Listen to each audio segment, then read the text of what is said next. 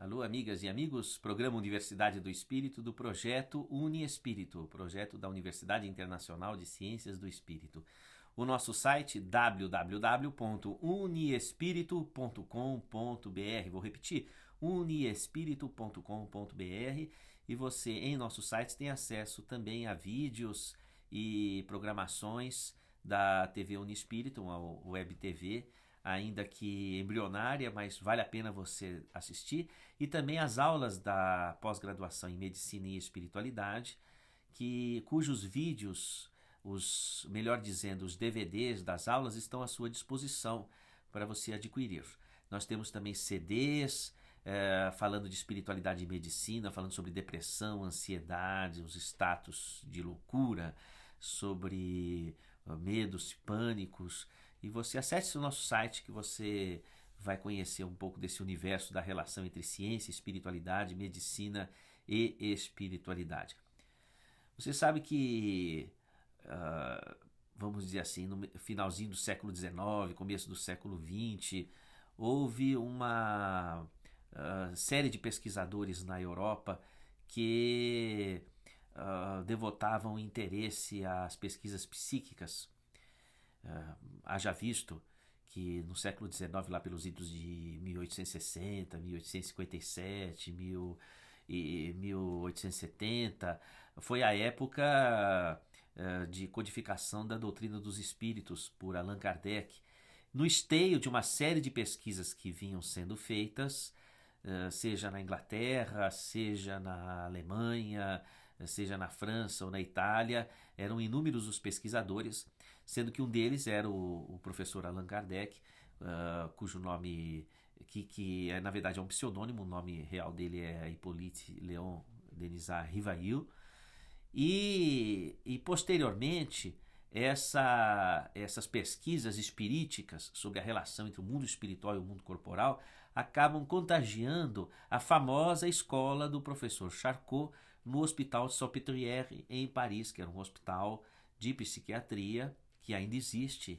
em Paris, sem o glamour da época, porque a escola de Charcot ficou muito conhecida com os estudos, sobretudo, das conversões histriônicas e dos estados de transe que ocorriam com pacientes que procuravam esse hospital.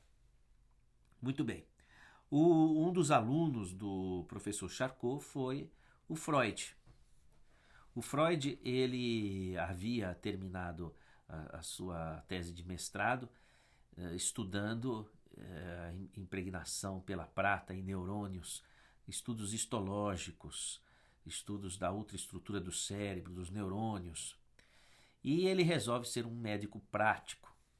Uma das opções do Freud era continuar a sua carreira acadêmica no estudo do sistema nervoso, mas é até interessante, o autor Manonin, ele vai colocar o diálogo entre a Marta, que seria a esposa do Freud posteriormente, e o Freud nessa época.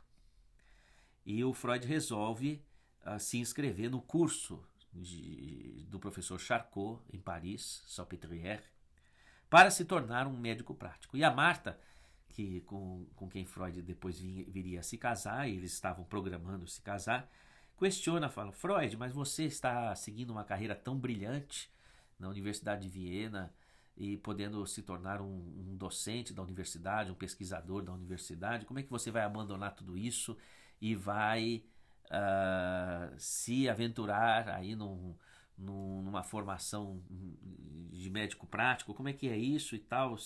Querendo demovê-lo dessa ideia. E ele diz o seguinte: mas eu não vou entregar a minha vida a estudos tão distantes da minha realidade. Queria dizer ele que aqueles estudos da química dos neurônios, etc., não traziam respostas para aquilo que ele necessitava na vida dele.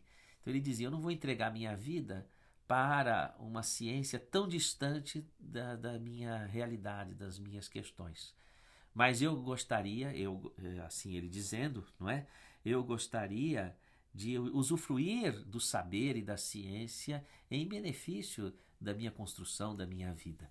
E muito interessante que aí ele vai estudar os transtornos mentais na escola do professor Charcot, e passa a ter contato também com toda uma série de pesquisadores que, na herança das pesquisas, seja do Kardec, na França, seja dos pesquisadores na Alemanha ou na Inglaterra, ou mesmo pesquisadores da Suécia, no esteio de Swedenborg, um grande pesquisador, ou na Inglaterra o Jackson Davis, e enfim, você teve também o Arthur Conan Doyle, que foi quem criou o personagem Sherlock Holmes, que escreve a sua última obra, História do Espiritismo, e que estuda os fenômenos espiríticos. Tudo isso contaminou ou veio trazer conteúdos para a escola do professor Charcot, tanto que Freud, nas suas obras, cita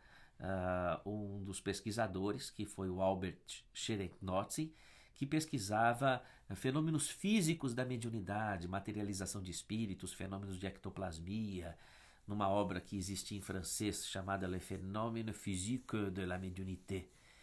E, enfim, o conhecido Carl Gustav Jung. Carl Gustav Jung vai trazer à tona conhecimentos kardecianos, como no primeiro volume, segundo capítulo de Obras Completas da editora Vozes, o médium espírita.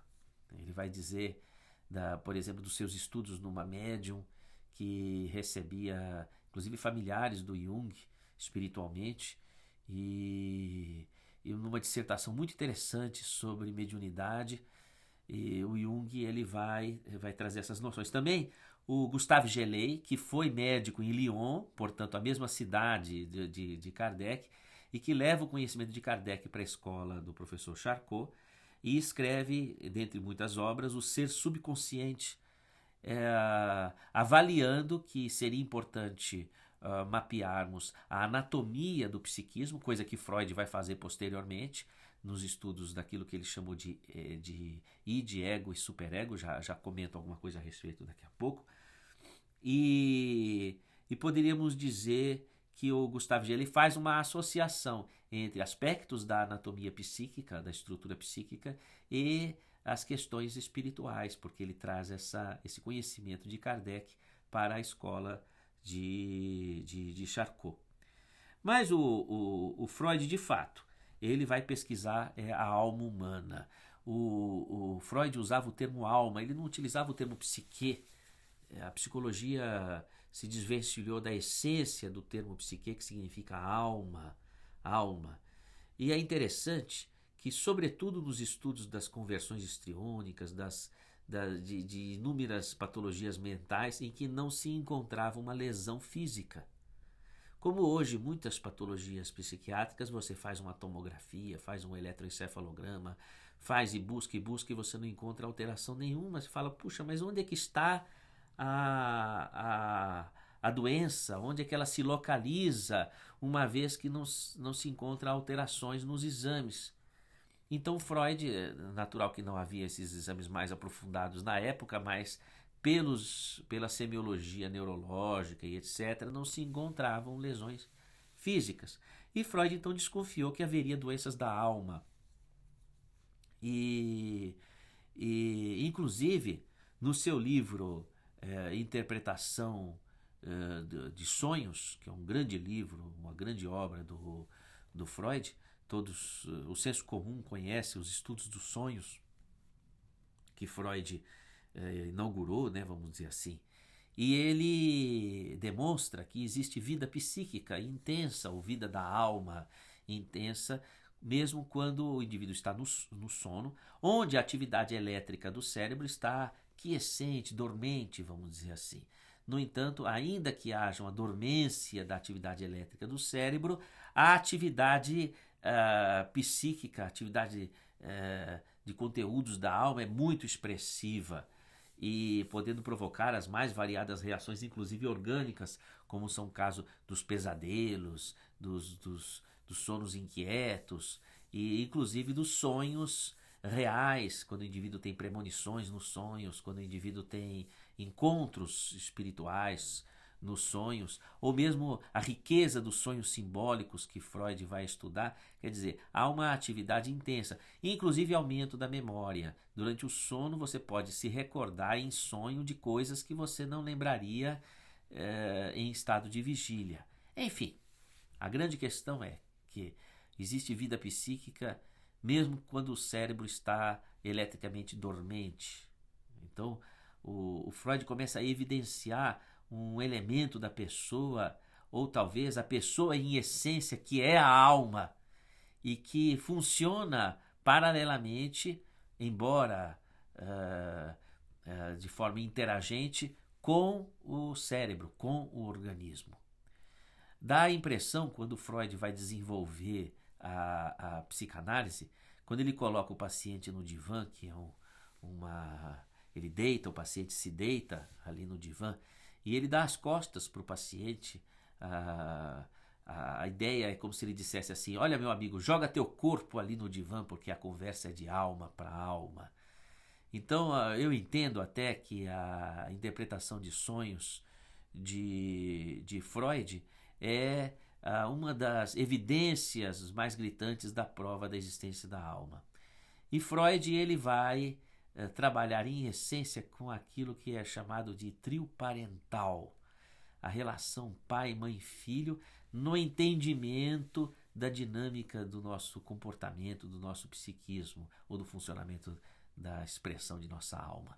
Vamos a um breve intervalo e voltamos já já.